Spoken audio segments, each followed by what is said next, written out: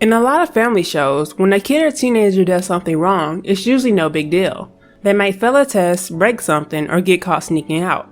In the season 8 Full House episode, Stephanie's Wild Ride, Stephanie almost puts herself into a situation that could have cost her life. The episode begins with Michelle playing a video game. She gets Uncle Jesse to help, but he gets sucked into the game even more than Michelle.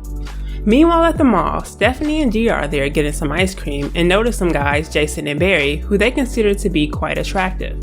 They lie about their age and their school, and Stephanie lies and says she is in private school while DJ is in public school because their dad had a coupon. Well, bye. So things are off to a great start. Right away, the guys show themselves to be goofballs, with Kimmy noting they drilled a peephole into the girls' locker room. Right away, the guys offer to take Gia and Stephanie home. Stephanie is reluctant to ride with strangers, but Gia pushes her on. If you didn't know, Gia was a new character introduced in season 7, and she was definitely something new to the show. Of course, the Tanners were known for their clean, straight-laced image, but she was known to be a rebellious preteen who smoked cigarettes and skipped school. Stephanie and her started off as enemies, but became friends over time. This episode wouldn't be the first time we saw Gia having a bad influence on Stephanie though, another example being the makeout party Gia hosted. Back to the story. On Gia and Stephanie's ride home, the boys are driving extremely recklessly, speeding and driving in the wrong lane, almost getting into an accident with the truck while pretending the wheel is stuck, and for some reason this life-threatening experience is awesome to them. The guys pretty much play the doofus character to a T, and the level of irresponsibility isn't even funny. DJ calls them Beavis and Butthead, and I think that sums up their character perfectly.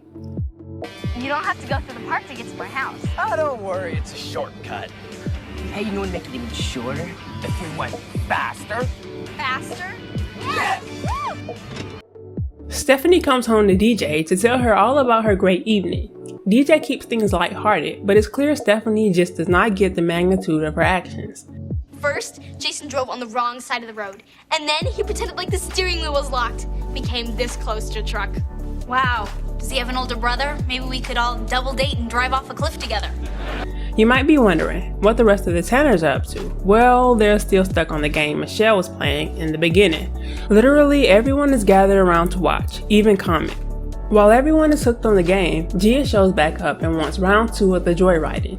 DJ sees this and does not approve. Stephanie still doesn't understand the risk, and DJ has to threaten to tell Danny to get Stephanie to hang back. DJ attempts to have a heart-to-heart with Stephanie until Danny interrupts and tells Stephanie that Gia was in an accident and is in the hospital, and the boy's car got totaled. DJ and Stephanie have a heart-to-heart and point out that Steph just thought she was invincible, and I guess that would be the explanation of her behavior.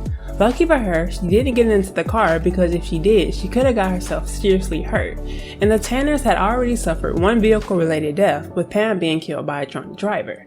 The magnitude of the dangers of playing behind the wheel made this episode pretty heavy, but it definitely taught a valuable lesson on driving, decisions, peer pressure, and how young people are not immune to the consequences of bad decisions.